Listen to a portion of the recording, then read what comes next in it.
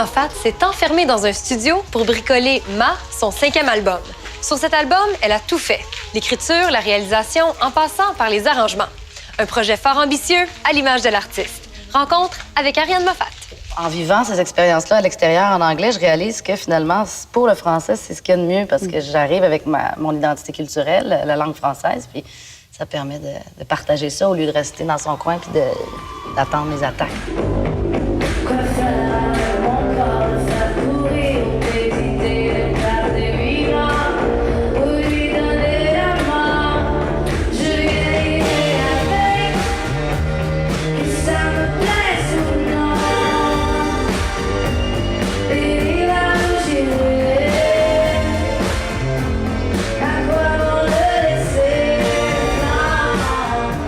Parlons de ton dernier album, l'album Ma, un album bilingue. On t'a déjà entendu chanter en anglais sur l'album de la série Trauma, mais cette fois-ci, tes propres compositions. Pourquoi, à ce moment-ci dans ta carrière, as-tu senti le besoin d'écrire en anglais? C'est pas un choix que j'ai fait de façon calculée. C'est venu peut-être, oui, avec la démarche concrète de l'album Trauma, où je me suis mouillée, présenté un peu mon aspect plus anglophile à travers ma voix.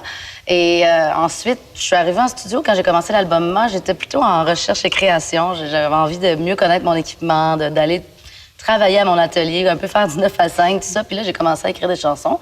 Et puis, ça sortait en anglais comme ça sortait en français.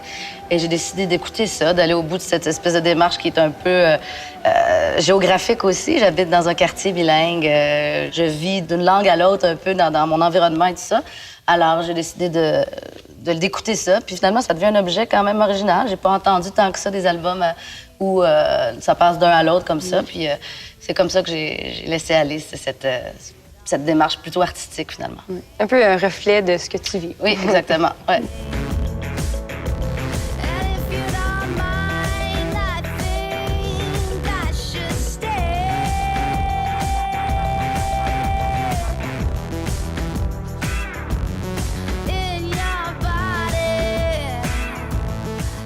Sur cet album-là, tu as presque tout fait, ou tout fait, finalement. Est-ce que c'était par recherche de nouveaux défis ou tout simplement parce que tu étais rendu là dans la carrière? Un mélange de tout ça. J'ai pas tout fait. J'ai vraiment commencé, effectivement, dans ma petite bulle, là, comme dans mon local, puis j'ai travaillé seule. Puis à un certain moment dans le processus, j'ai fait appel à Pierre Girard, qui est un ingénieur de son, qui a pris un peu toutes mes tracks, puis avec qui je suis allée dans un autre studio.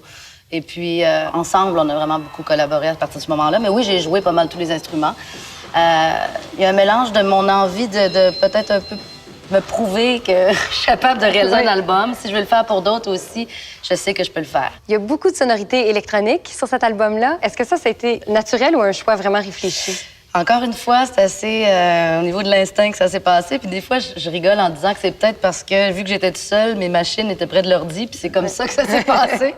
Mais au début, j'avais comme 2 catégories de chansons. J'avais les plus organiques. J'écoutais du Black Keys, puis là, je tripais à jouer de la batterie dans mon grand studio. Puis il y avait tout cet aspect-là vraiment plus acoustique avec des instruments moins électro. Puis j'avais une autre partie de chansons là, qui était dans des trips vraiment électro. Fait que j'ai vraiment essayé, à un moment donné, quand je voyais que ça allait faire 2 catégories trop marquées, mais on le sent sur l'album quand même. Il y a des chansons qui sont plus organiques et tout.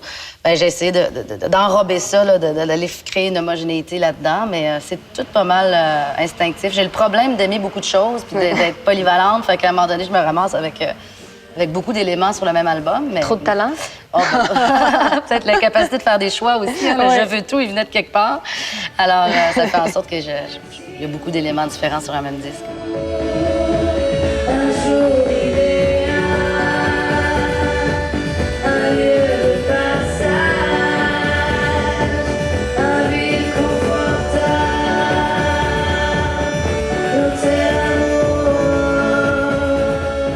En mai dernier, tu as présenté un spectacle à New York, au Rockwood Music Hall. À quel point est-ce que l'expérience est différente sur scène quand notre public est anglophone ou américain? Cette soirée-là, ça s'est tellement bien passé. À New York, il y avait aussi un peu d'expats, des Québécois qui sont contents d'être là, puis qui mettent un peu l'ambiance et tout ça. Puis il y avait des locaux en masse. Moi, je prends ça avec un grain de sel, dans le sens où, déjà dans mon espèce de background, dans l'histoire de ma vie, de pouvoir conjuguer mes passions pour la musique et pour la ville de New York, et donc de faire une gig à New York, c'est comme parfait, c'est check. Je suis vraiment contente que le contenu bilingue de l'album m'ait permis de faire ça. I feel like a little girl tonight. I'm so excited. It's my first time, my first music date with New York City.